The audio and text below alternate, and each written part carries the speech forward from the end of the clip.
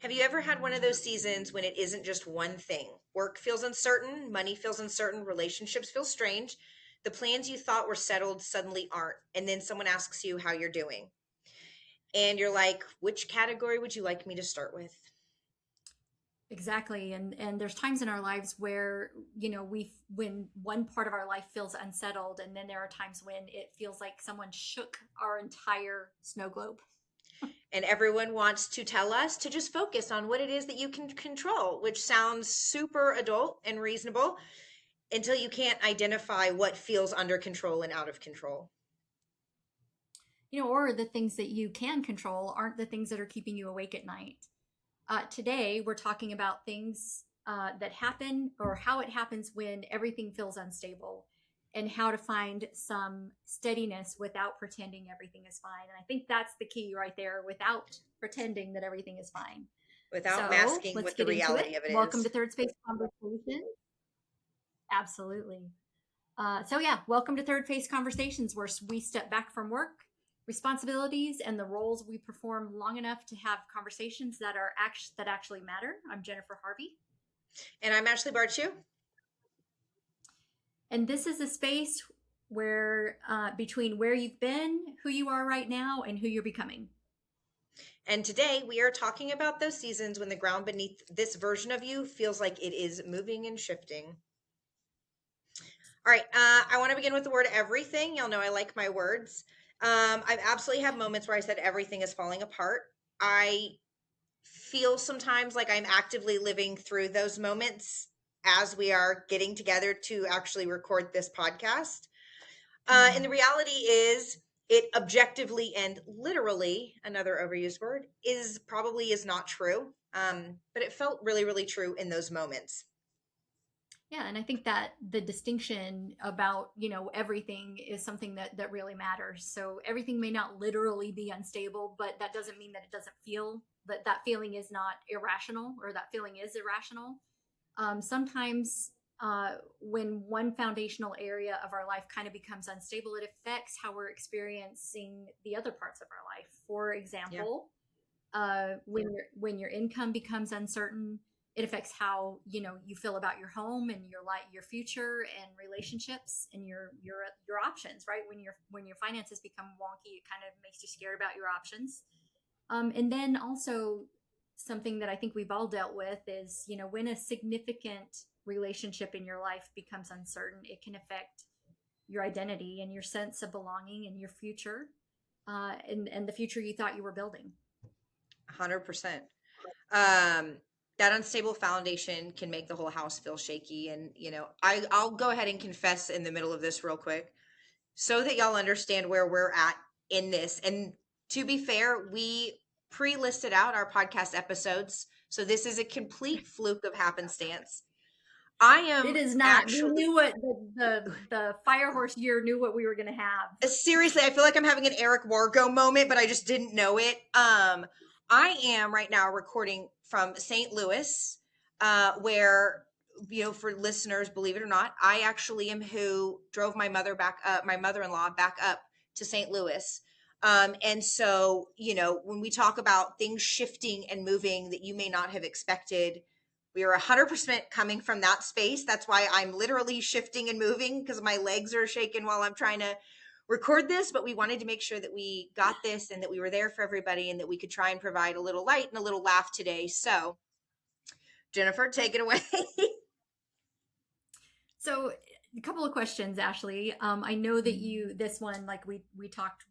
Yeah. For those of you who are listening, we do not discuss the topic of the podcast before we actually start recording the podcast. And we've each kind of done a little bit of prep work on the front end. But Ashley and I have not talked about what we're going to talk about before we start. And so I know that over the past couple of months, you have felt like your world was somewhat unstable, and you've recorded from Tennessee, and you've recorded from here, and you've recorded from there, and now you're in St. Louis. And so I would say that feels um, a little bit not unstable. I don't know that unstable is the right word there, but it feels not It's a super lot of grounded. turbulence. Yeah. Yeah. And so the question that I would have is, when we talk about everything feeling unstable, what is that actually, what are you usually responding to when you say everything feels unstable? Honestly, Jennifer, so I'm a relatively fly by the seat of my pants person. Like, I like to have a Mhm. plan, but as long as I have a plan and you let me know that the plan might change, I'm very fluid with that plan, right? Well, one of the Sure. things we asked for, I asked for with our fire horse year was like, I need to learn how to be more fluid. Like, if somebody doesn't tell me the plan, I become very like rigid about needing a like I go the total other direction. So feeling unstable to me a lot of times is just not knowing what I might need to expect for the next thing, right? And a lot of that is a control issue, which, as we've talked about, I am working on aggressively.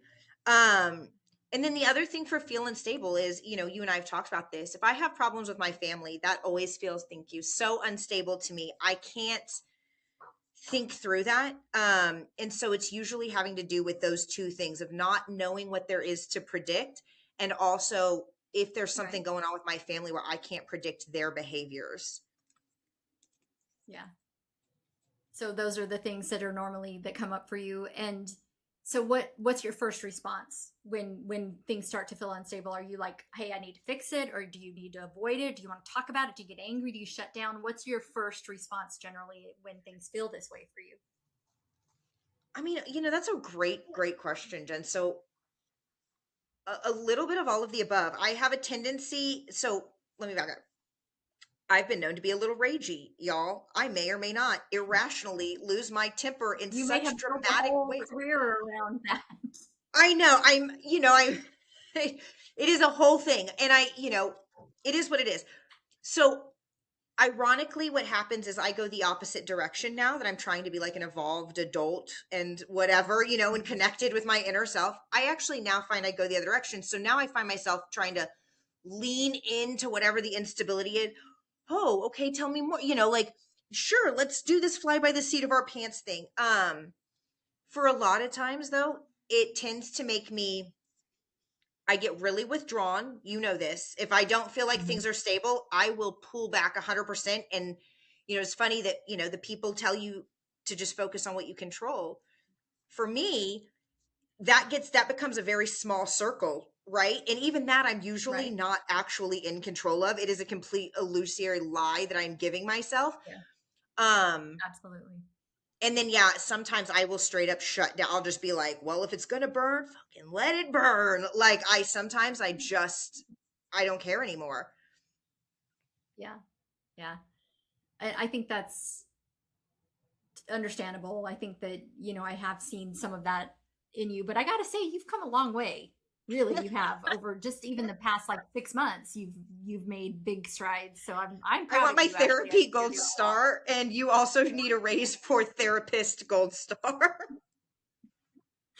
I was having a conversation with my daughter, um, actually just a couple of days ago, and we were talking about. I said, having doing this, having these conversations, is really opening my eyes to my own stuff, right? Like my Yes. own areas that Yes. I like, the whole one about what am I carrying that doesn't belong to me, um was very eye opening. And Yeah. so I think that I have to be 100% honest, and I am so grateful that we have an opportunity to do this, because it really has been therapeutic for us, and hopefully we're providing some questions, that maybe other people can be very thoughtful about, and start to uncover some of their own stuff that maybe needs to be changed a little bit. I want to, since you're on this topic, it's funny you mentioned that. And then you were like, you've come a long way in 6 months. I have actively told Ben that, like, doing this podcast and being accountable for the Mhm. things that you and I said at one point in private between you and I that we wanted to do and to build and to where we wanted to see ourselves Right. turned into this public cry for accountability on our part. Mhm. And yes, there's an ultra, we want to help people, but at the same time, it offers us such a strong sense of accountability to be and do and make changes where we say we are, that it really Right. has been incredible. And I do appreciate everyone who does listen. And it means so much to us that you Right. find us funny or tolerable, or you're laughing at us or with us, whatever it is, we're so grateful. But so with that being said, though, kind of on the topic of how even within the podcast, right, there's been a lot of highs and lows, and Yeah. systemic, organization. You are naturally an organizer and a planner, and you like to have things. I always think about your house versus my house. Like your house is very neat and tidy, right? And my house can look like anything at any moment. So what happens if you don't have enough of that reliable information to like make plans and organize when you feel like there's things coming in you chaotically? That's a great question, and I think that it's so interesting that you know me as somebody who's very organized and is a planner. Um, and I do that, and I do that so much. Yes, I need my house to be tidy, right? My brain doesn't Even your office, function. y'all, if you could see Jen's office, it looks like it was staged for a film, Well, I'm not like sitting in somebody my works there. office. But that's what I'm saying. It doesn't look like somebody sits at a desk and works there. It looks Oh, perfectly I totally do. curated. Yeah, well, I appreciate that, but it's that's just where my mind works best, right? If there's stuff to distract me and other things for me to be like, oh, let me count these. Holy moly, a bird just flew right into my window. Did you hear it? I thought that was you slamming your hand down on your desk. Hey, my heart's beating fast. You Sorry. know, in So, wooism, that means that there's something that it's trying to tell you. Like there's a point that you're missing that it's been trying to give you that you haven't been catching. I needed to have a bird fly into my window. Man, Birdie, I hope you're okay. He flew. It was a big one too. I It would was a not big be. bird. I would not be crossing my fingers on that. That might have been, that was loud. I don't know if y'all really heard that. Go back and replay this. That was not her fist on her desk. Like that was nuts. My heart Okay, is like where were we, anyway. bird? Before the flying squirrel hit my window. Oh my Um, god. yeah. So if there's things to distract me, then I don't do very well. But as far as like, I do a lot of organizing when it comes to the world around me and the people for people. I do a lot of organizing and planning for people. But when it comes to my own stuff, like my mom is coming into town this weekend. Praise the Lord that she is well enough to travel. For anybody who's been listening, we went through a really super hard time with her. Yeah. This time last year was when I left to go to Oh North crap, Carolina. yeah, I that's spent right. several months with her. But anyway, so she's coming, and what do I have planned? Nothing. I will pick her up at the airport. We will chill, hopefully, and do some fun things. But I don't have anything, like, there's nothing planned for the time that she's here. I am the worst host when it comes to that kind of stuff. But Um, so does planning to you, with that being said, right? Like the fact that you see not having planned something for your mom to be here, does mhm. it feel like planning is a way for you to control the circumstances so that you can eliminate uncertainty? Like that just you don't know what's going to happen? Yeah, yeah. No, I would absolutely say so. That I do need to have a plan most of the time when it comes to um me functioning in my day-to-day life. I need to kind of know, what are we doing today? And that's oftentimes what I'll ask my kids when I see them. Okay, so what's your plan, for the day? What's your plan for today? Like, are you going to be sitting around the house all day, or what do you have going? And so for myself, yes, I do need um to feel like I have a handle on my day, which is in essence control, right? um I'm guilty that of it. I We need talk to about have a this a plan. lot. I do definitely need to. And when, yeah, I can see myself as um needing to, kind of have things laid out so that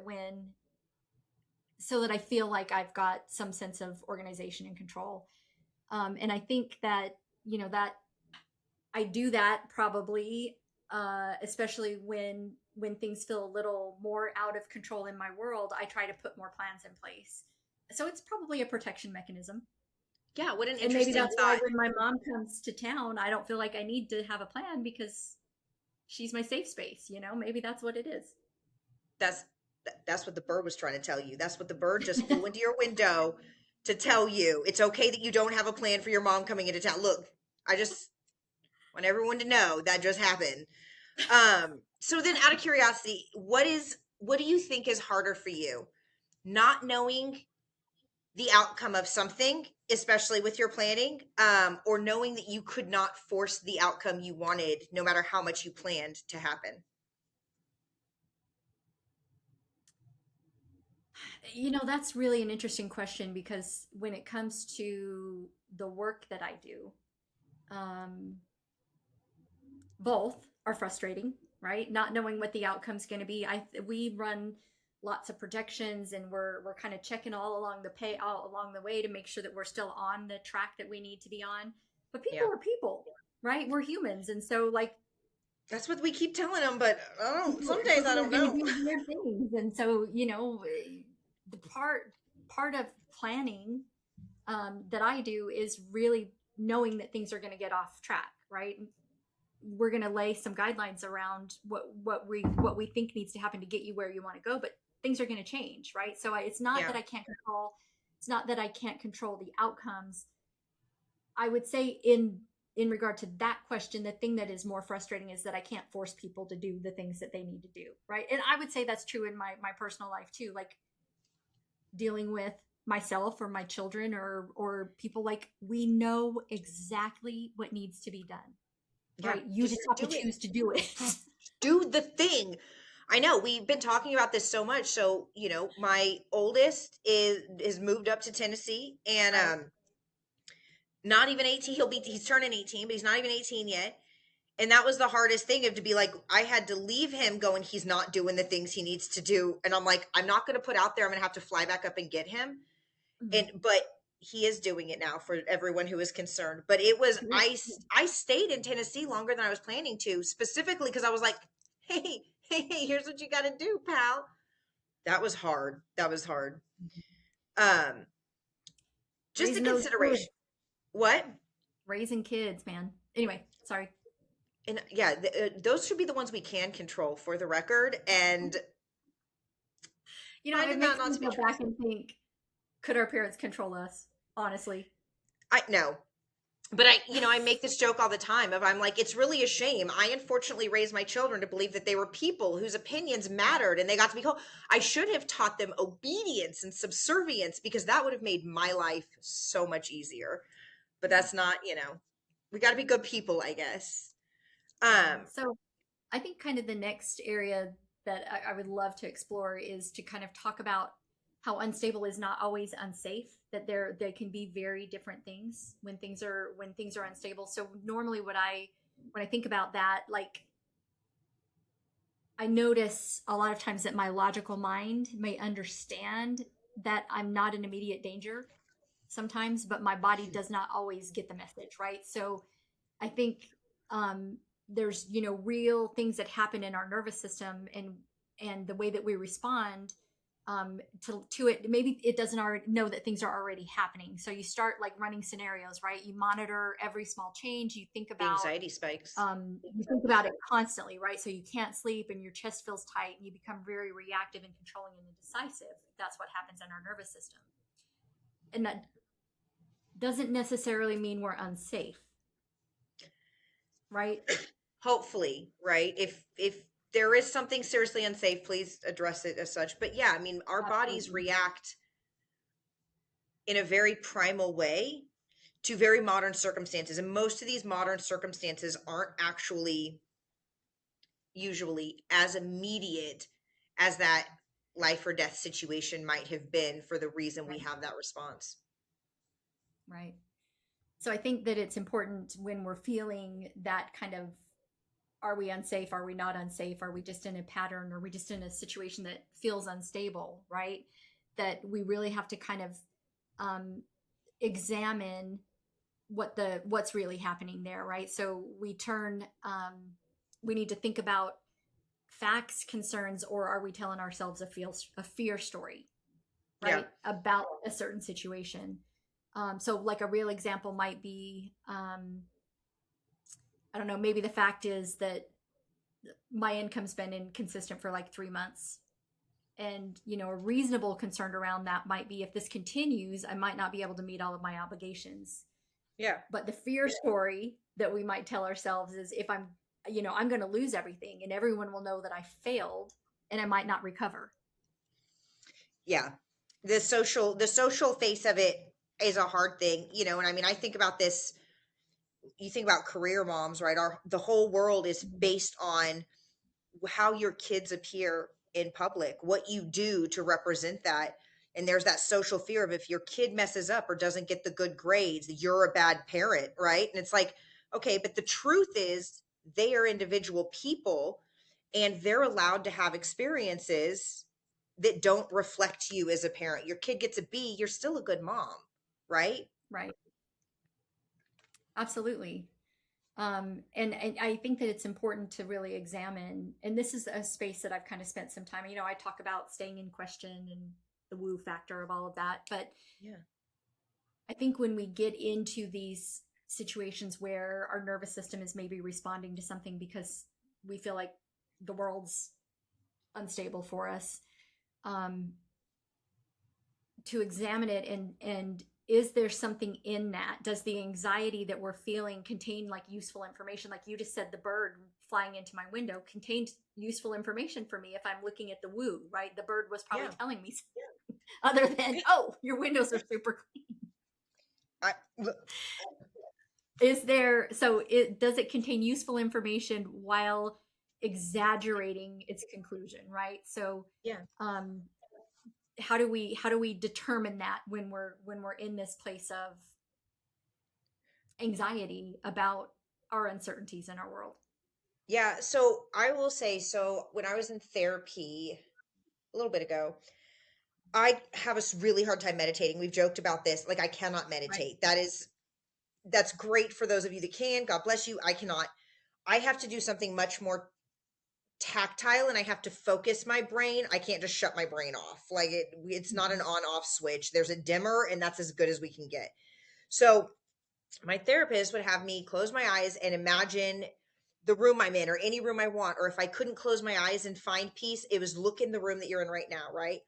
And it was like, okay, what are Mhm. 5 things that you can see? Name them out Right. loud. Hear the tune of your voice. Okay, cool. What are 4 things you could touch? What are 3 things you can hear? What are two, go Mhm. through your senses, count them down.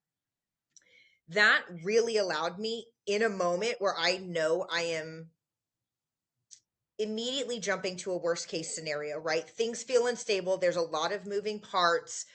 I feel out of control of the situation. Plans are going haywire or not, don't exist at all. It allows me to kind of slow down for like just a minute. And then once I Mhm. have calmed down and been like, okay, this is where I'm at, I'm usually able to take a deep breath and go, okay, what is the reality of my situation, right? I can reprioritize or sometimes honestly be like, it's kind of dumb that I'm like worried about this. That's not an important thing. And I'll be honest, a lot of the time it is that was not an important thing for me to have this feeling over. Right. I shouldn't be responding quite this This is a strong violently or, response to chocolate yeah, chips, like whatever. this intensely. Yeah. Yeah, yeah. Um so I think that one of the things to explore is, what is the difference between our when we tell ourselves that, this situation might not work, we might not be able to find resolution to it, and telling ourselves that I'm a failure because of whatever the situation is. Is that I kind of mean, what you were referring to when you were like, my response is so big to the chocolate chips? yeah, well, it's just one of those things of, I have a thing, sometimes I consider it destructive introspection where I feel evolved enough to not always blame my externals, right? Like look Mhm. at me. But then what ends up happening is I'm like, oh God, then I am the cause of this. I should have done better. I should have done more. I should have figured it out faster. I should have, seen this come. Like it's that spiral of, well, now I'm the failure because I didn't see all of these bits and pieces coming. And that can be very exhausting. Right, right. So in a world where we hate uncertainty so much, right? How do we try to manufacture it for ourselves? I mean, And I think we try to manufacture certainly certainty, sometimes even using false certainties, or we may make a rushed decision because any answer feels better than no answer. Any answer feels better than waiting. Have you seen a yeah. situation where you've done that? Oh, 100%. And I think the other side of it is staying in a bad situation. I always make the comment, the hell you know is more comfortable than the hell you don't know. So a lot of people just Right. stay in the hell they know instead of risk not being in hell. And so I Right. think that's another side of, but to answer your question, yes, I am the worst about, I make a decision and I'll course correct later. And Right. sometimes those course corrections are worse than what maybe a few moments of calm perspective might have cost me. Yeah. Or, I think sometimes ways that we try to manufacture certainty is, we might demand somebody make us a promise that we know they're not going to be able to keep. Tell me, Yes. just lie to me, tell me you love me and lie to me, whatever. How does that song go? Yeah, yeah, I yeah. don't know. Well, I'll believe you. yeah, I'm guilty of this one, obsessively researching things before actually following through, or if ever actually following Taking through. For action. those of you who know me, just let's not bring up any specifics. If you want to post it in the comments, y'all can do that at my behest, but y'all know it's fine. Yeah, I think another thing that we do too is that we avoid looking, right? We avoid looking at the facts because knowing what it is may feel more frightening than not knowing, right? Than imagining Ignorance is it. bliss. Right. Every sheep dies happy. So You know. I think that it's important to kind of recognize when we're doing that we're trying to manufacture something. Yeah. And, before we make, so a question here, before making major decisions during an unstable period, one of the things that we might want to ask is, does the decision that we're trying to address, does it address the actual problem, or does it temporarily relieve discomfort or not knowing?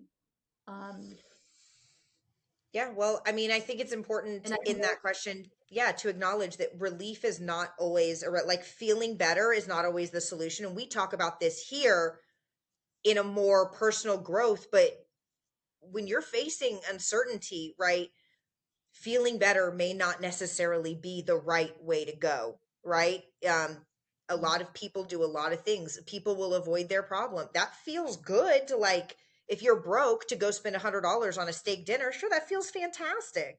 It does not solve your problem. right. So, Ashleigh, let me ask this.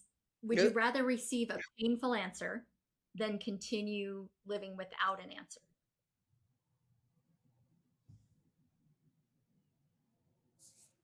Yeah, probably. But just to be, I'm being honest. So yeah, the Me terrible, too. yeah, the terrible truth is, again, we talked about this, my need for control. I 100% think I would rather have certainty than uncertainty. Yeah, I mean, I am completely, this podcast is written for you and I, like, not, Right. this is you and I, and for everyone else who struggles with this, but we are 100% in this sphere. Um, yeah, that's a really, like, and I have to evaluate, because I do think that there is an ignorance is bliss reality, Yeah. but I think ultimately my need for an answer would trump my wants to live in a deluded land. I eventually just couldn't do it. Well, and I think for me, um,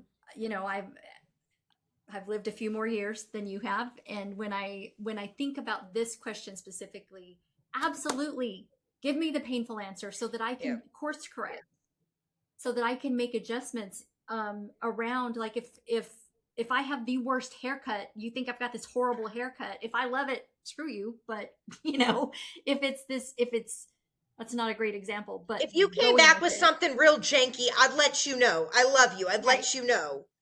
If I yeah, so it like I would want to hear the truth of Yeah. a painful truth. And I think that really this plays into what I do for a living too. Like, I'm working with a client, and I was talking to one of my colleagues just the other day about it, and it's a situation where I had to ask some really hard questions, right? Oof. Like, and I had to give back some painful reflection to them. And I think that it's so important in my line of work that I not be afraid to talk about painful things, because if we don't talk about it, first of all, I'm put myself on the hook for a liability, right? That I didn't have this discussion with That's you, and then fair. it backfires in the end. Um, but then I always tell my people that I'm working with, like, that's what you pay me for. You're paying me to come to you with the things that you may not want to think about yet. You may not want to talk about these things, but we have to talk about them because you feel strongly about something, and that's why we need to discuss it, because you want to have some say in the way things are going to go. Yeah. And so I very much am for, give me the painful answer. I would, So, but to rather that than no point, answer. yeah. And so to that point though, do you, when things in your life feel unsteady or that you aren't in an able to have an answer or control of it, do you find yourself becoming more controlling and more overbearing and like really standing on the solid bricks where you have them more so? Or do you still try to like generalize and be calm over the things that already are going well or what have you? I would like to say that I try to stay calm. This would be a better question for those who know me.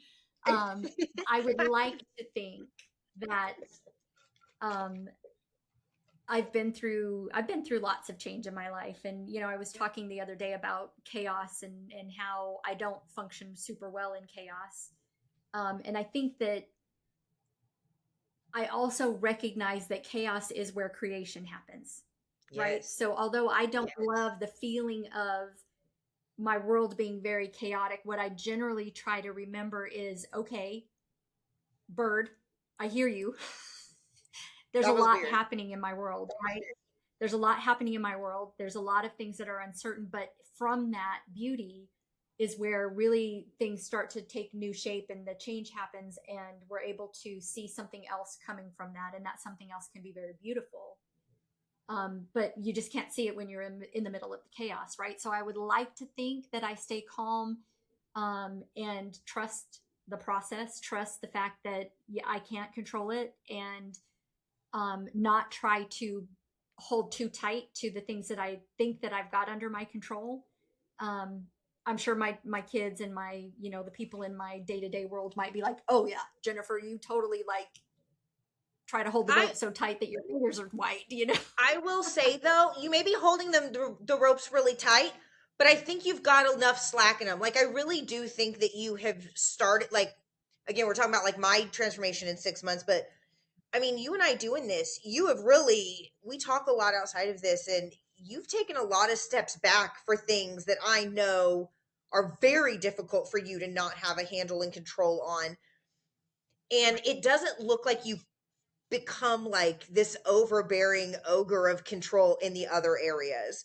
So I do think that there is a grain of truth to the fact that you really have started representing that, which is interesting. So, I also think it's fair to cover that, here we're talking about kind of these false ideas and these different things that we're doing, but what do we do when the problem is real? It's not just a sense of Yeah. anxiety, or it's not something built up in our head because we're had a bad Tuesday. What do we do when it's real? Yeah, absolutely. I think sometimes there genuinely isn't enough money, right? Sometimes the business really is struggling, Yeah. and relationships really are ending. And, sometimes we receive medical news that really does change our lives. And, I think that um, in those situations, emotional regulation is not really a substitute for, practical action. Yeah, Um, 100%. You cannot goose fraba and breathe and visualize your way into unpaid bills. Lights still get turned off, water can still get turned off. So I think that's right. a real one. Yeah. You can't really, you know, use journaling to get another person to treat you well, right? So I think that the goal is really not to become so calm that you tolerate something that is intolerable, but to become steady enough to see what it really requires from you. And so some questions around real instability. Um, Hmm. if the instability is real and material, some of the things that we can ask are what requires action immediately. Okay. What matters but can wait? What information am I missing, and who needs to be involved in making this or fixing this or shaping this other than me? Who needs to be involved beside just myself? Yeah. And I definitely think the interesting part of that is, you know, it's really important to ask who needs to be involved beside me, especially for people who, that I can do this all by myself. And the people who do, I don't want to take credit either from anybody else out there who is like, like you, Jennifer, I was a single mom. I supported my kids. I worked up and built a bit. Like, you have done a lot on your own. There's a lot of women and men and people out there who are, but there are some questions that needs to be asked. And even if it's just for counsel, but you know, that is worth taking some solid evaluation, because no man is an island. Just ask any island when a hurricane hits. Right. And, oftentimes I think that it's important to recognize that refusing help in some of those situations is really what keeps the situation unstable, right? Like if I'm like, hey, I am accustomed, what is wrong with my tongue? I am every accustomed to every carrying all of this episode. alone. At the end of the last episode, when I did that thing and I was like, oh, I haven't talked about being tongue tied or hormones in this episode. And then I was like, nope, I'm not going to say it. So here it is. My tongue Here is we still not are. working. It's our thing. This is not it, right. Anyways. Not asking for help is one of the things that really can keep us kind of stuck in that instability when it's something that we've been carrying on our own. We just can't fix it. We have to humble ourselves a little bit and recognize that maybe this isn't something I can solve on my own. Yeah. And I couple of things. I want to cover one here. We've talked about this too. Being independent is great. Being isolated is not so fantastic. And when you choose to do things on your own, especially things that you probably could use some help on, or take just someone's willing to carry a little bit of this burden for you, and they're genuine about that. By not asking or accepting that help, you are robbing them of the blessing of serving and helping and showing you love in a way that they may not be able to otherwise. So and I know we talk about that a lot. You and I talk about this. We're both very acts of service people. We like to do for people. So just a thought. But with that said, I know that this year has been, the last year and a half for you really has been quite a roller coaster in a lot of different ways. You know, is there a time that you personally think, if you think back honestly, that you waited too long to come to somebody and be like, I need help, or I just need to get this off of my, I just need to talk about this, or just to reach out? Oh, absolutely. And I think that really relates back to, as you were talking about, I have done a lot of things on my own, right? So I have as a protection mechanism, not invited people in, because once they're in and they have control of a certain aspect of my life, they can hurt me, right? They can disappoint me. And so I know that there's been several times in my life that I've waited too long to tell somebody that I was struggling. And then it's like totally falling apart. Everything's coming out of the strainer. And when I finally, will be vulnerable enough to say, hey, I need help with this, they're like, They're almost like, incapable of helping at that point. how do we pull all of this back together because you've let it go for too long? And this also ties in something that I recognize in myself, which is that I hold on too long. Like I hold on to knowing I can make it work. If I work just a little bit harder, if I put in a little more time, I'm just standing right on the edge of flipping some magic switch that's going to make everything better. And the reality is I should have let go of the rope. I always use the analogy of my vision was very, very bad. Like I was born with like probably legally blind. I was terrible, terrible, terrible vision. And so anytime that I'm in water or have been in water, like it is very scary for me if I'm being pulled behind a boat and I can't wear glasses or contacts. I had LASIK surgery done because of another story that happened around water. And my whole thing was I would not let go of the rope. One specific incident was on being pulled, water skiing, and I'm down and I am holding onto this rope, and I have on a bathing suit that had suspenders. It was a two piece Okay. in the top. It was 1990, whatever. So it had some suspenders, and thank goodness it had suspenders because I am head down, drowning myself. My suspenders are the only thing that keep my bottoms on in my bathing suit. And I refuse to let go of this rope because I don't know that I can't see the boat once I let go of the rope. And is it going to come back and pick me up? And so this all ties in so much to me holding on for too long. And I always try to think about it's okay to let go of the rope. If it's not your boat, another boat will come and pull you out of this water. Just, so And is it worth your as pants? I've don't, Like, you well, can show your sometimes ass or you can wait for the boat, I guess, are the lessons here. I think that as I've gotten older, I'm trying to recognize that sooner. That what am I holding on for?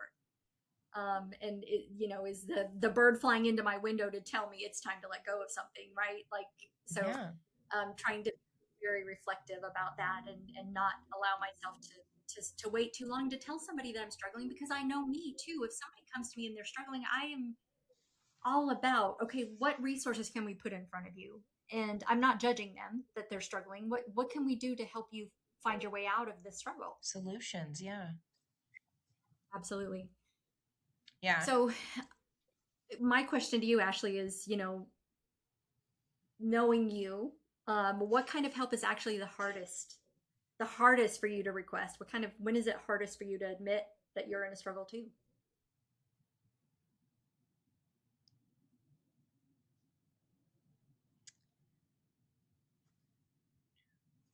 When it isn't a struggle that I feel like I was the cause of.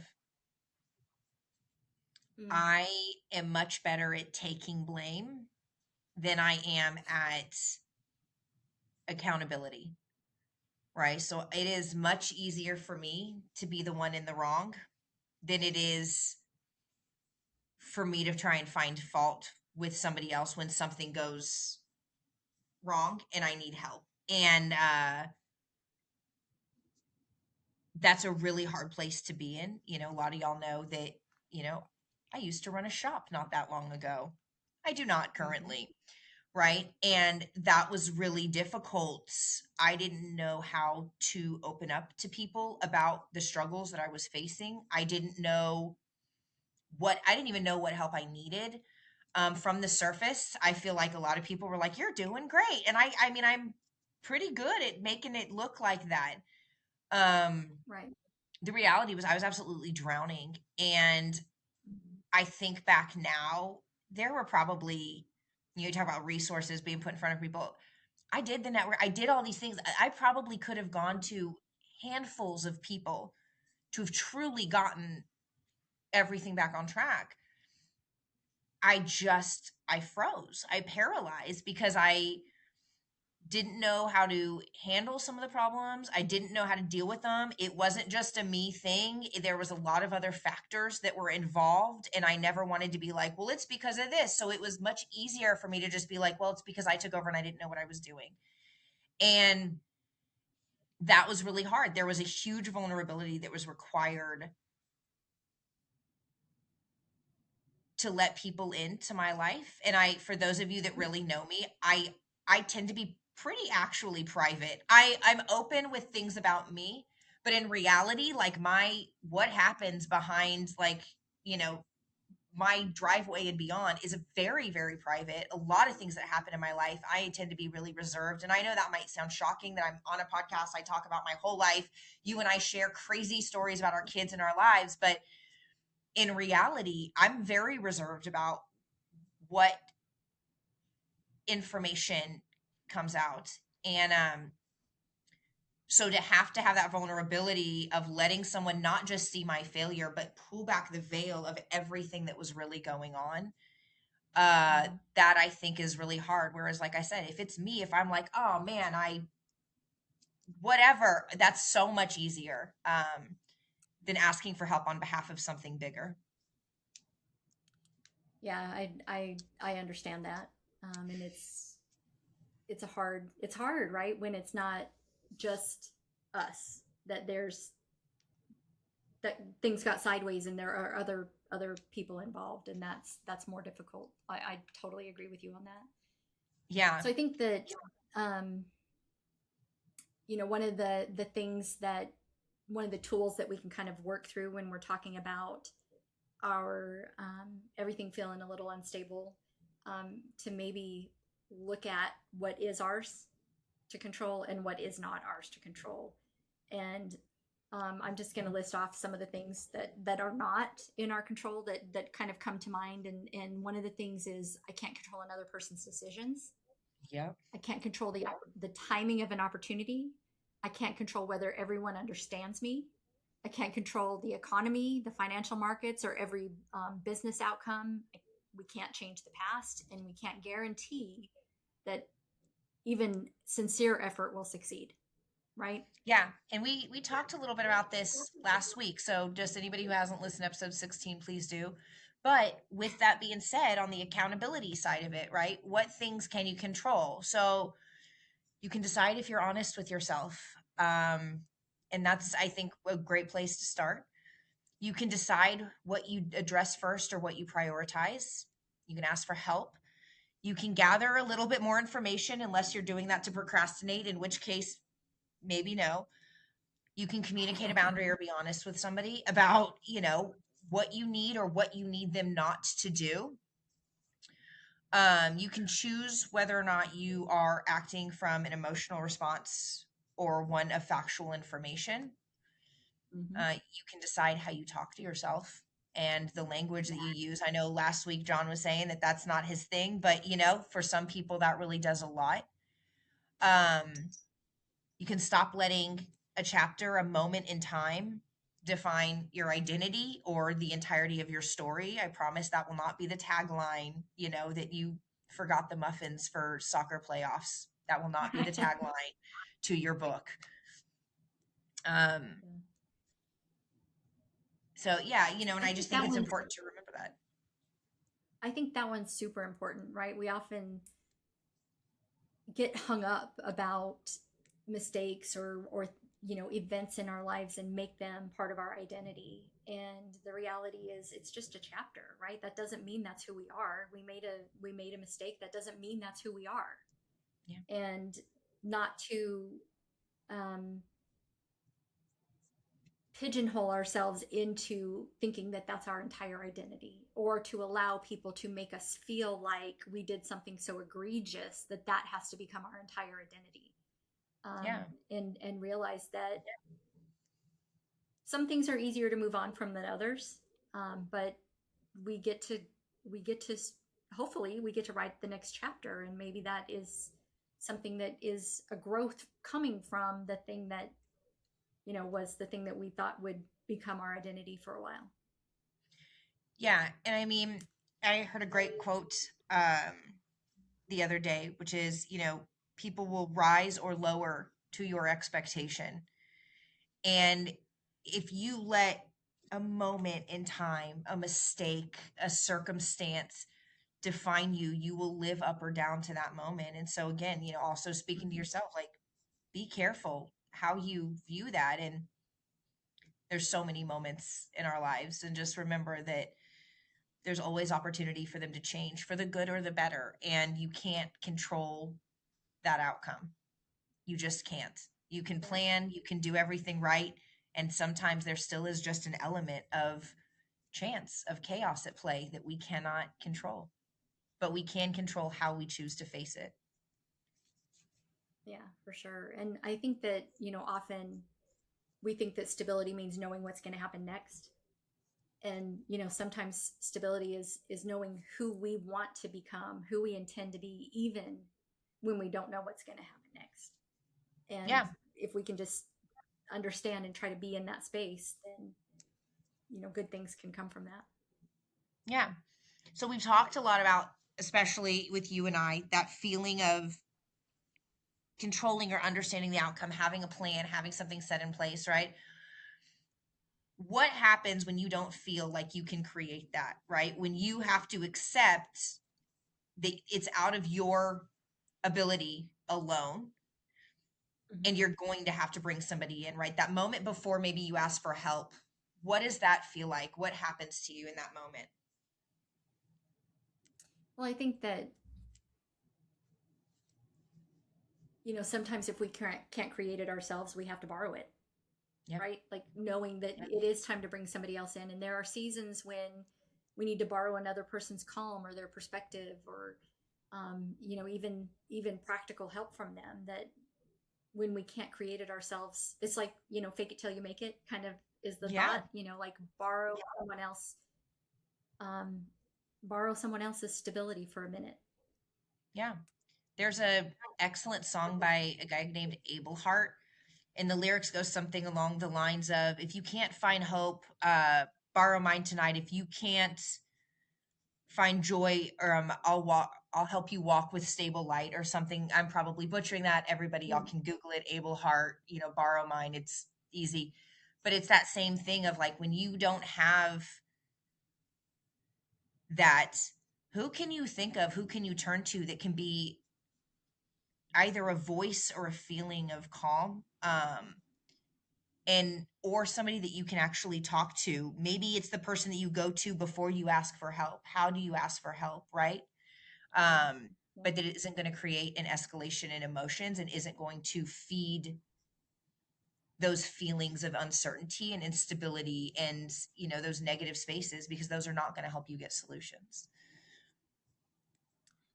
It's interesting to ponder on that question, because I think that I am that space for a lot of Everyone. people. I'm the one that come Everyone. borrow my calm, come borrow my perspective, or my, the peace. Yeah. We talk about my house is where people come to take a nap because they just feel so calm there. And, it cracks me up, because I'm like, okay, I'm ready to go do something, and everybody just falls asleep at my house. Yeah. But it's such a blessing that you offer that to people. Like, I did, like, the fact that the people in your life, and I mean, I consider myself one of them. You know what I mean? Like, I know that if anything's going on, I can call you and I can borrow that calm. And I don't know where sometimes you get it from.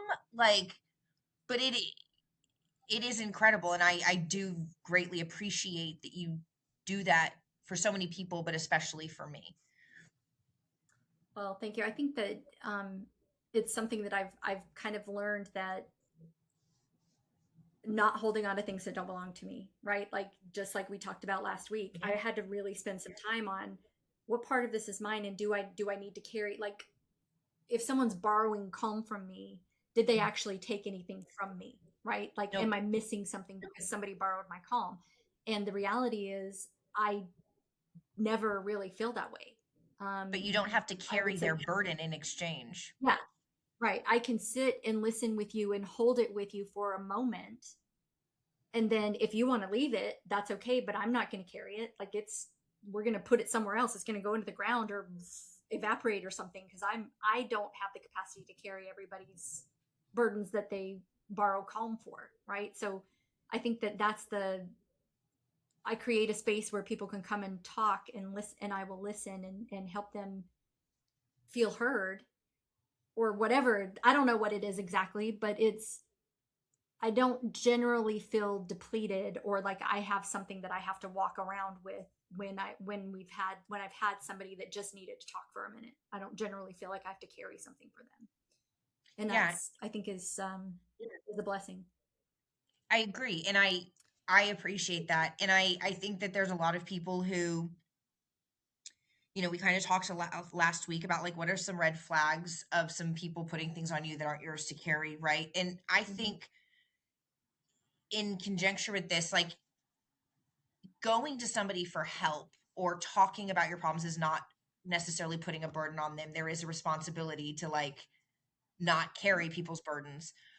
But I do think there are a few ways that people will also respond to when we go to them, with just the weight of life being a little overwhelming for them. And a lot of people will want to try and, like, fix it, without understanding. You are not guilty of that. You're incredibly wonderful about listening and understanding before trying to throw solutions. I tend to lean the other way. And which I think is funny that you and I do get along, because I tend to be like, going in my head of like, okay, here's the, you know, the 1980s, you know, cop movie red string thing of how we're going to solve the problem, you know, and that can be really difficult. And then there's a lot of people I think that'll turn it in about them. Well, this, I can't believe you're going through this. One time I did this thing and this is my, you know, and sometimes it's nice to just have somebody just go, Jesus Christ, that sucks. I'm really sorry to hear that. You want to tell me some Yeah. more about it? How do you feel? You know, what did you think? Yeah, it's funny. Had a guy that one of my colleagues was here this morning in the office. I've been here in the office all day, and he walked in and he's kind of blurted something, and I just looked at him and I said, "Say more." Like, you can't just dump Elaborate. that here and then try to like say more. What do you tell me more about that? Like, what's happening? And that doesn't mean I'm going to try to fix it or solve it. It's just like, in fact, I know a lot of times it's they're not asking for me to solve anything. They just want me to hear what's going on. And sometimes there's, if they're open to it, is there a solution? Can I offer some resources to you or whatever? But I think that it's important to make that distinction, right? Not everybody's capable of holding uncertainty with you. Not everybody's capable of just being able to listen. Sometimes they'll minimize it, right? Or they'll catastrophize it so that it Yep. becomes something that you're even more afraid of, or they'll, like you said, they'll turn it to something that's about them, like they didn't even hear what you said. And so I think that it's important to be able to recognize those things. So um So I have a question for you. yeah, go ahead. I feel like I kind of know the answer a little bit, but we might see how smart I am or not. When you go to somebody, when you find somebody that you can trust that is honest with you and that you feel safe and you know they're not going to try and make it about them, whatever. Okay, when you go to them and you ask for some support, what are you usually looking to receive, right? Are you wanting just advice or someone to just listen? Are you wanting someone to like come in and like take action? Are you wanting someone to give you their perspective and just to relate? Or you just want somebody to just shoot the shit so you can get it off your chest and move on? So I am female. It's not about the nail, remember? Like, it's not about the nail. So I think that it's very dependent on the situation. Yeah. It really is. Sometimes Yeah. I just want somebody to listen, but more often than not, I am actually, if I am truly going to somebody and saying, "Hey, I need somebody to hear me out. I'm coming to you for support. I'm coming to you because I'm struggling with something." I absolutely want their point of view. I absolutely Yeah. want them to show me or tell me what's their perspective, because obviously I may be not seeing the true picture. I'm seeing my side of a picture. And as much as I try to advocate and play the devil, play the devil's advocate and think about, well, I wonder if they were thinking this and that's why they said this, or wonder if this was happening and that's why they responded to me in a certain way. Yeah. I know that I can't consider all the perspectives. So generally, when I'm going to somebody and asking for um, support like that, I am truly asking for perspective or counsel or advice. And Yeah. I know not everybody's that way. Sometimes people just need to be heard, Yeah. right? So, Yeah. Yeah. I uh, sit on the fence, but what about? I nailed that one. I'm pretty proud of myself. So, you know, I want to talk about how what solutions can we throw out here, right? Because if someone is really feeling overwhelmed, these are great lists to run through to figure out who you have in your world for counsel, or maybe to evaluate what you really are looking for if you choose to go to help, right? But making a big plan and busting out the colored pencils and the highlighters maybe isn't what somebody who's really struggling right now needs. And I'll speak for myself. Everybody knows I've got so much going on. I've in St. Louis now. I uh, go to Tennessee at the beginning of September for 2 weeks, and I move to Colorado at the end of September. So I can tell you right now that if I had to sit down and actually write out my plan, which is normally my modus operandi, there are highlighters and everything. I am right now at a space where I feel so just everything is moving so quickly that feels unreasonable. Mhm. So what do you think are some ways that somebody can gain some stability now? Right? Is it just the talking to somebody? Is it taking a moment to just evaluate? What can we do? Yeah, so I think, there's steps that we can go through, right? When it's something that's happening, especially if it's, hey, I just need a starting point. I just need to feel like I've got my feet under me so that I can get a starting point. And I think that, step number one really is name it. What is it that is what is the issue, right? So, complete the sentence. The part of my life that currently feels most unstable is this thing. And then, don't write out everything. Identify just the issue that's affecting, or trying to identify the issue that's affecting. You really want to identify want to identify the issue that's really affecting everything else, right? So what's, like you said, the need behind the deed? That's the question always that happens in your household. What is the part of your life that feels most unstable, and what's the root cause of that, right?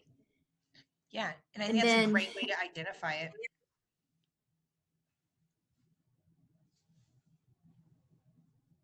I think so a I couple of think other that options. once we've identified it, yeah. Go ahead, Jen. Your audio just got really weird right there, so I'm not sure what you were saying, but I think that once we've identified it, we can kind of separate it out into like three things that we need to really think about, and that is what is objectively true about the issue, what am I reasonably concerned might happen, and what has fear added to the story. Yeah, and I think those are So really I important things. Right. And then, we kind of get to choose the next required action. What comes next from that after we've kind of broken it out, figured out what's actually true about it. What are your concern might actually happen?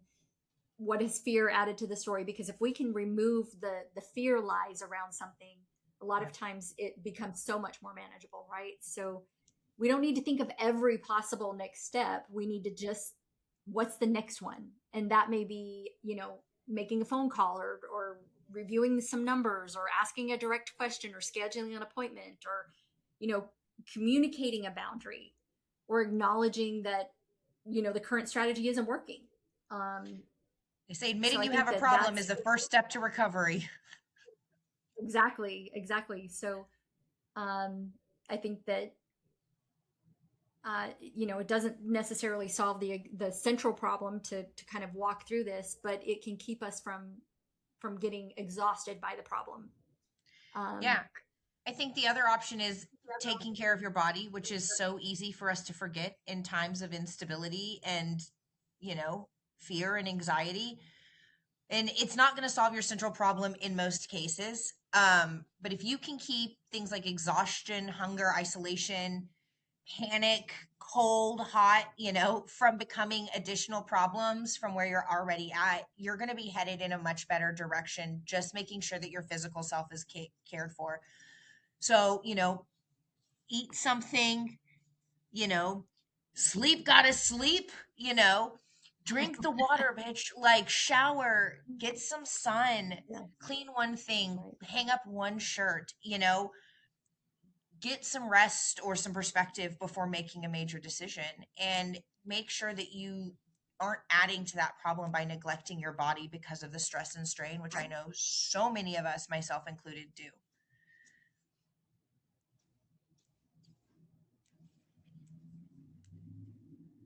Right, and that really just contributes and compounds it, right? So I think the next thing there is to kind of decide what part of it are we not going to solve today, right? What are we going to say? I'm going to return to this issue tomorrow at 4, and I don't have to try to figure out every outcome tonight. Like, so what part of it are we willing to just kind of lay down and say, I've done enough work, and we'll come back to it tomorrow. And despite if all the tabs keep trying to buffer in your head, you can close them. There is a lovely reopen tab, just like on your computer. I'm sure it'll still be there in the morning. Close the Yep. tabs, quit letting them buffer. Um, Yeah. So I do think that maybe some things really do feel a little unstable right now, for both of us and probably for a lot of the listeners or watcher viewers. Um, and we're not going to insult you by saying that just a morning routine and a pep talk and a positive attitude is going to make everything immediately better. Absolutely. But, instability doesn't mean that you've lost all of your agency, that you don't have the ability to make some choices in regard to what's happening in your world. Yeah, it also doesn't make every outcome that you're afraid of inevitable. The hard truth is some of them are unavoidable, and some things you just have to walk through in order to experience. But if you can quiet Mm-hmm. yourself, it makes that walk through that treacherous journey a little bit easier. Yeah. And that doesn't, just because you haven't solved it today doesn't mean you failed. Um, your work may simply be to tell the truth about what's happening in your world, separate out the facts from fear, accept what is yours, only what is yours to control, and to take responsibility for what that next thing is. Just that, right?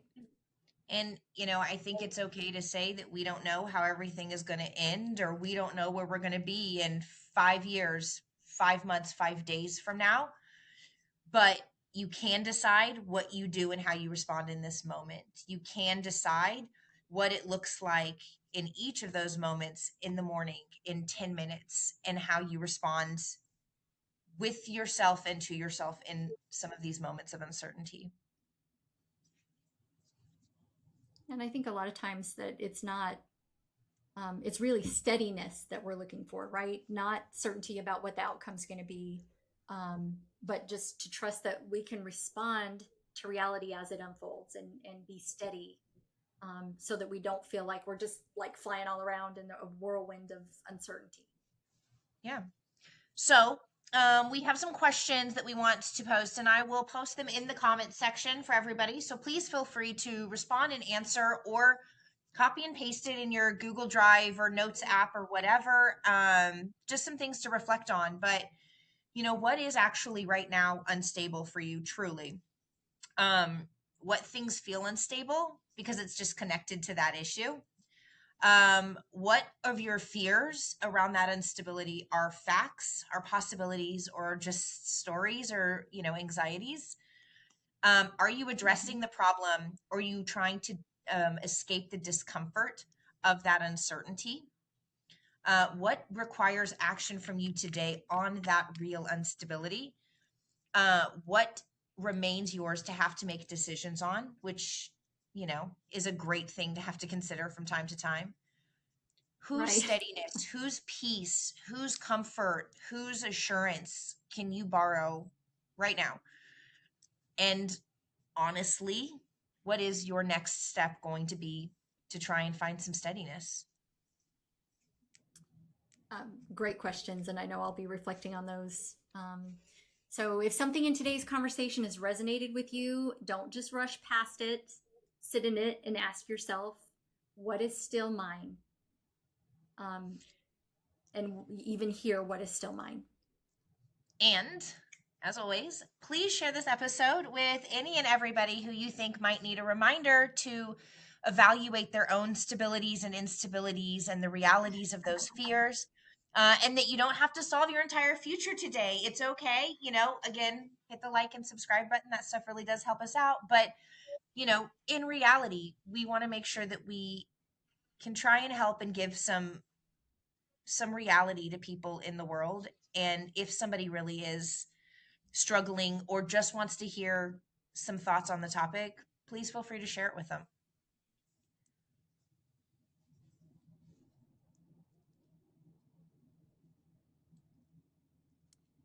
And so, if you're looking for real conversations and genuine community, we'll invite you to connect, with us at Whirl Women Helping in Real Life. You can find Whirl, on Facebook at Whirl Networks. There's also, a website, for Whirl that is whirl.network. Is that it, Ashleigh? Yep. And of course, there's space conversations online, for upcoming meetings, new episodes, and ways to join the conversation. As you guys know, you can join us in person every Friday at Rethink Wealth here in Austin. We're just south of the Domain.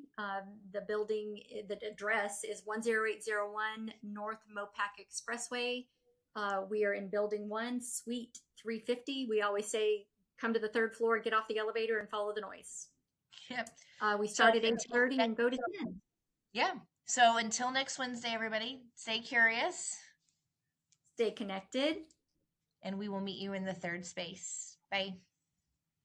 Bye.